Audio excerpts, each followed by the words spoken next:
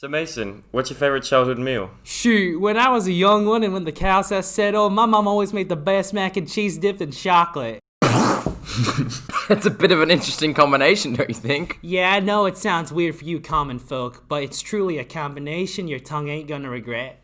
Hey everyone, and welcome back to the podcast. This week, I've been blessed to have these very two special gentlemen sitting with me. On my left is Jason Statham, and a renowned sociologist and an expert in human behavior. So Jason, for those who don't already know, why don't you tell us a little bit about your achievements? Yeah, g'day. I'm Jason, and I've been working in neuroscience and social psychology ever since I graduated Stanford in '02. And on my right, we have Mason Coxman, who is a theological expert and a renowned historian. Yeah, that's right. I got my theology degree from college and all, and over the last 2 years I've been researching the Puritan society and its ideological beliefs, knowing how religions throughout history were intertwined with society and how such strong ideological beliefs are applicable in the modern world.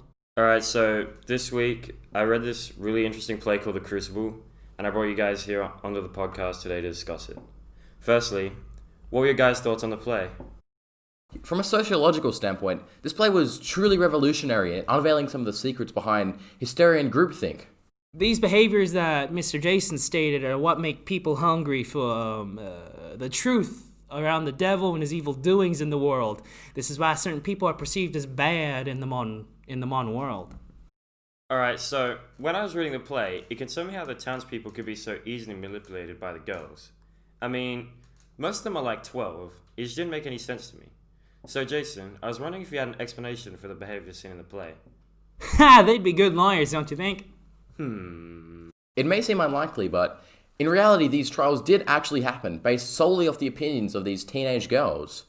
It all comes down to a social phenomenon known as groupthink. Even if they are young, their manipulation was very believable.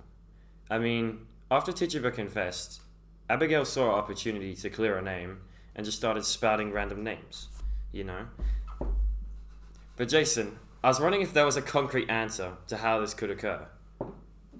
Well, groupthink is this psychological effect where, in order for people to maintain harmony in society, they have this irrational decision-making outcome.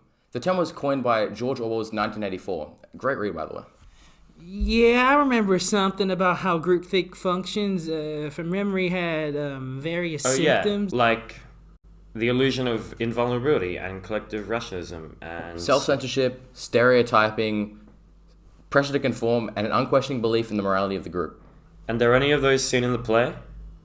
What I found most glaring in the play was this sort of belief that the girls had an inherent morality, that everything they say was absolutely true. There is a theological explanation for as this Puritan society valued truth over effectively everything else, however. This is what ironically blinded them from it. You see, what you get is these sort of he said, she said arguments, and the only evidence is when one person says against another, and rather than viewing the accused as innocent until proven guilty, the whole town attributes seemingly unrelated events as evidence for them being guilty. Yes, exactly. And there's this kind of snowball effect because the more these accusations are made, the more traction and believability they have. And the more traction that they gain, the more that people want to conform to them, because if you don't, you get accused of witchcraft. Just to follow up on that, I would imagine you would get this kind of self-censorship. Yeah. So you were saying that there's people in the group who didn't want to speak out because of the high consequences? 100%. Huh. So this group thing just kind of took over Salem just like that? I mean, are there any specific causes of it? There was a few, including structural faults, situational context, but by far the most important was high group cohesiveness. So what does a high group cohesiveness even mean? It means that the individuals of the group will try to avoid speaking out against each other to start very little arguments. This means that there's very little individual input into the decisions of the entire group. As a result, one person's individual ideas could become the consensus of the entire group. If I may interject here, the problem is exemplified by the Puritan society. As Puritans, the people of Salem were almost obliged to get along, meaning different opinions were almost never spoken of, and thus what might have been the incorrect opinion of one person quickly became the shared opinion of many. Yeah, and with Abigail threatening the other girls and accusing people who didn't agree with her of witchcraft, it's becoming easier to see how this might have happened. The threats that Abigail makes allows her to stop the dissent from all the other girls, allowing her to control the ideas promoted by this group. Okay, so the town's unwavering belief in the girls and the ensuing snowball effect have effectively given Abigail unlimited power over the town. So what happens now?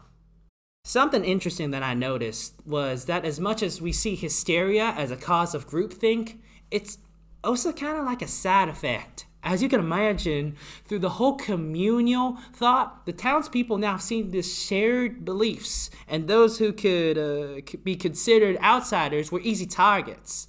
The towns were filled with skepticism, and anything that would normally be considered bad luck could be easily blamed on someone with the whole support of the group. Oh, that's interesting. So you're saying that the creation of this group and its shared beliefs actually tears the town apart further than it brings them together. Absolutely. And when the courts of justice are so tied by groupthink, it increases the stakes and it creates more hysteria. Yeah, but there were those within the group who seemingly knew that it was a sham, but still propagated the lies for their own personal benefit.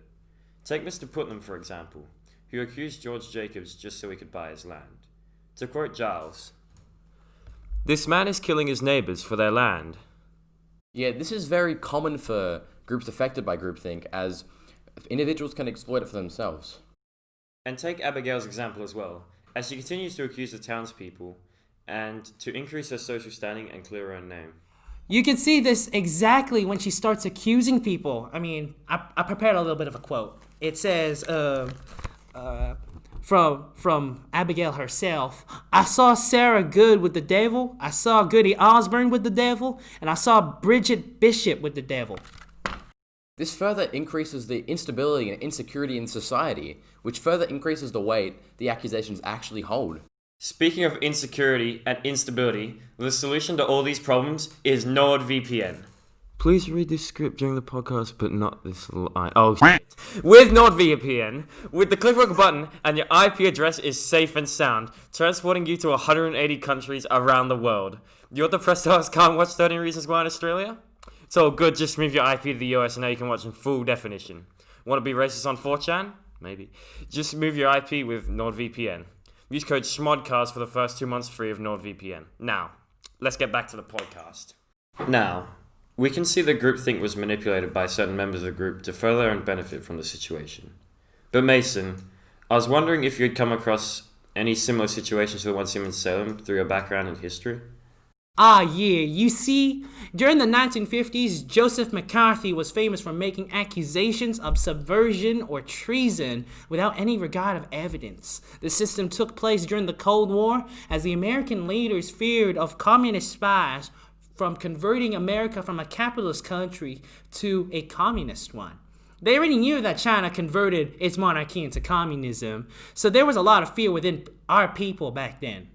This is relatively similar to the events of Abigail accusing Elizabeth of being a witch without any evidence, causing manipulation and hysteria which was never seen before. As a result of this, Danforth was forced to excommunicate Proctor, Giles, and all those who disagreed with the claims. It really shows how public opinion has a far bigger weight in the decision-making process as opposed to the actual legitimate truth. Such a pity, eh? And there are even signs that Donald Trump has used the same tactic as McCarthy during his 2016 election when he attacked the US District Judge Gonzalo Curiel over his Mexican heritage. Yeah, and even the time when Trump even suggested that the United States to make a special registry for Muslims. Man, history really repeating itself, fellas. And you can see the parallels between the way the world, and specifically the US, reacted to 9/11, where the mass hysteria caused by such a terrorist event caused many innocent people to be suspicious of being terrorists. The government then used this hysteria and manipulated it in a way that they could, in the name of counterterrorism, take away people's privacy. So possibly, this is what Miller was trying to warn people about by adding the issue of groupthink into the play. I mean, if we're going to go even further here, you can see the same thing still happening today when Donald Trump is blaming China for the entirety of coronavirus, when really his poor leadership has also been a factor. So it is really coming into a full circle, huh? The same thing that happened in the Crucible is still happening all over the world right now. Wow. Thanks for coming in, guys, today. It was really great to record the podcast with you. And also, thanks to you in the audience for tuning in today. Yeah, no worries, dude. It was a pleasure being on your podcast. No worries, partner. It's been really great to talk about how the Crucible is reflected in today's present and past. Yeah, as a historian and this fine fellow of a sociologist over here, it's what we do best.